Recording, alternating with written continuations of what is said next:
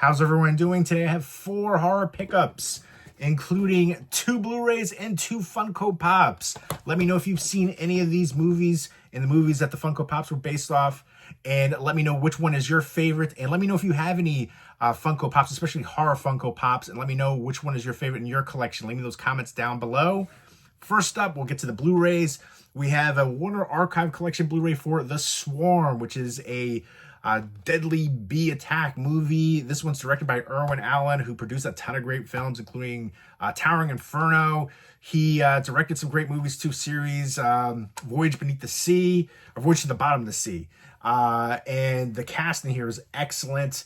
You've got Michael Caine, Catherine Ross, Richard Widmark, who I'm a big fan of. He did a lot of westerns and stuff, but I remember him playing like villainous roles from Kiss of Death. I want to say his name was like Tommy Udo or something like that in there, but he was so awesome in that role. Panic in the Streets, the one South Street, Pickpocket in South Street. There was a bunch of movies that he was so freaking good in. Judgment Nuremberg, ton of great movies. Big fan of him as an actor. Richard Chamberlain's in here too. A bunch of other recognizable people. I'm excited to check this one out.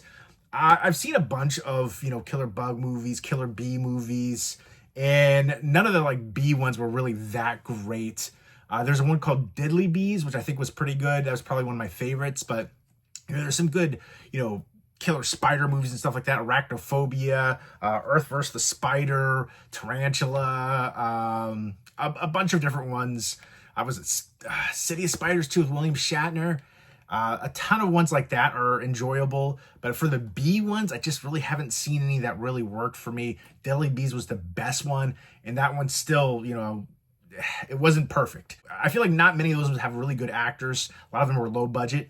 This one seems to be the opposite. This seems to be a big budget one, so it is 2.5 hours long as well. So I'm actually really excited to check this one out, and yeah, the cast alone, and then the director.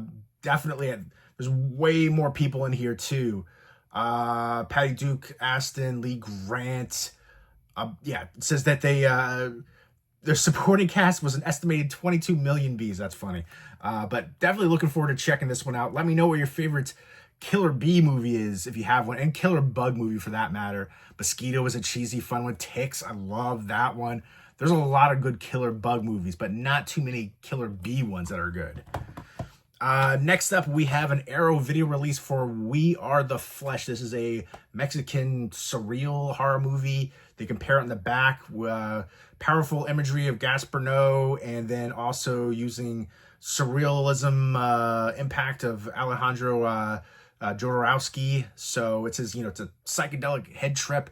These 2 kids, brother and sister, they're in this post-apocalyptic world, and they're trying to seek refuge, and they come across this strange hermit, and they basically are listening to him, and he's going to help them along, provide shelter and food, and he makes them, I guess, do really weird things. And so it sounds like it's going to be very subversive. They mentioned depraved fantasies and just really bizarre stuff in here. So it's going to be violence and just bizarre surrealism. That's what I'm getting.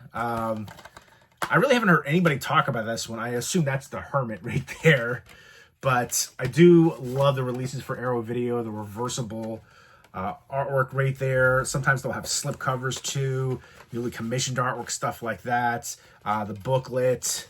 So I don't know, can I even show some of this stuff? Who knows, with considering, some of the stuff, the bizarre aspects of it. So, yeah, it looks crazy for sure. Let me know what your favorite Spanish language horror film is. Devil's Backbone is one of my all-time favorites. Without really thinking about it, I think I would put that up there for me. I watched that when I was younger, and it was just really haunting to me. I still love that one, but there's a lot of great Spanish language horror films out there. I'm a big fan of the Rec trilogy, or Rec. Actually, there's multiple films in there now, but the first 3 are my favorites.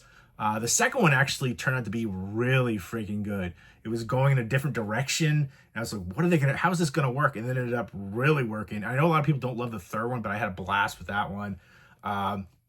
I semi-recently watched one called Terrified, not to be confused with Terrifier. Terrified is an Argentinian horror movie, super, uber creepy. Would definitely recommend that one. But We Are the Flesh, I've never heard anybody mention it. Has anybody seen it? Let me know. And we've got the Funko Pop for Chucky right here in Child's Play 2. I got both of these Funko Pops on Whatnot. They were part of like a wheel game. And it's a company that they do a lot of like private signings and stuff. So they have a lot of signed stuff. I think that's what I was going for. I didn't hit any of the signed ones in this one. But it's OCC Marketing, I believe. And they've had some cool private signings. They've actually had live signings, which I did pick up something recently from a live signing on there. So I'll show that in a subsequent video. And that's really cool to see, you know, the live streaming of them signing. So I dig that. We got this one right here. There's several different Chuckies. I know I picked up another one recently from Bride of Chucky. You know, you can see the wear and tear and stitching. And let me know, do you keep your Funko Pops in the boxes or do you take them out? I feel like I'm one of the only people that takes them out of the box. I feel like this is the proper way to fully appreciate them. I feel like you can only see like half of the figure inside the box.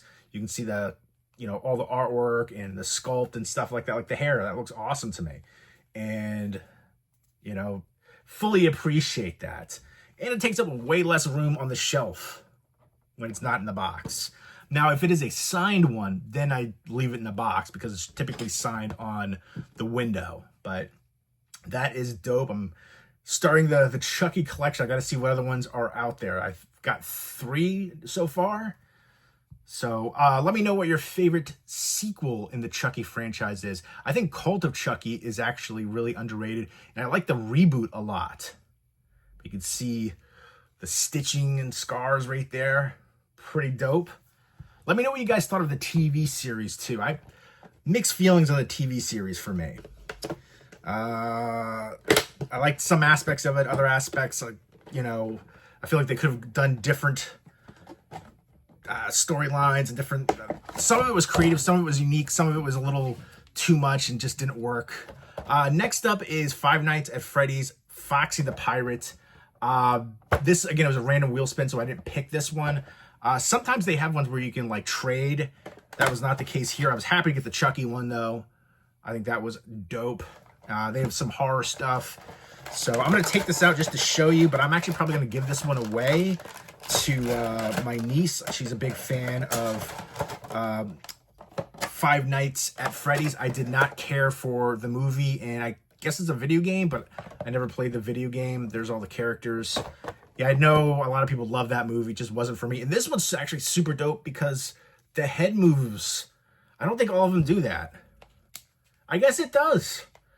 Wow, I feel like I didn't really realize that. But this one, I feel like the swivel on the head is much more noticeable. And actually really cool design for Foxy the Pirate. You can see all the damage and stuff like that all throughout in the back as well. It's got the eye patch, the hook. So pretty cool looking figure. But I think my niece will appreciate it more. So her birthday's coming up. So that'll be a gift for her. Foxy the Pirate. Let me know what's your favorite like gateway, you know, kind of PG-13, PG kind of horror movie. I would consider that in this realm, you know, of that kind of like gateway horror, more for geared toward kids. I recently watched for the first time the Disney one, Something Wicked This Way Comes. Consider that like a gateway horror. I thought that was really good storytelling. My girl did not like that movie at all. She said it was too slow paced. I like to say it's dramatically paced. It's done so intentionally. I enjoyed the heck out of that one, but I get that the pacing may not be for everybody. But there you go. Those are the 2 Funko Pops and the 2 Blu-rays. Let me know if you've seen any of these movies, and if you have any Funko Pops. Let me know what your favorite Funko Pop is in your collection, especially if you have horror Funko Pops. But let me know which one of these is your favorite. Again, let me know what your favorite Killer Bee movie is, your Killer Bug movie, your favorite Spanish language horror movie, all that good stuff. Leave me those comments down below. And I'm going to be trying to do more of these videos for 31 days of Halloween. I have a fun time on here. It's cool to see, people leaving some comments and talking. I've always loved this community. I've been making videos in here for a long time. So this is my favorite time of year. For me, it's Halloween all year round, but especially during this time, you see a lot more products and movies out for horror, so I love it. But hope everyone's doing well. Look forward to more videos coming up soon, and take care and keep it spooky.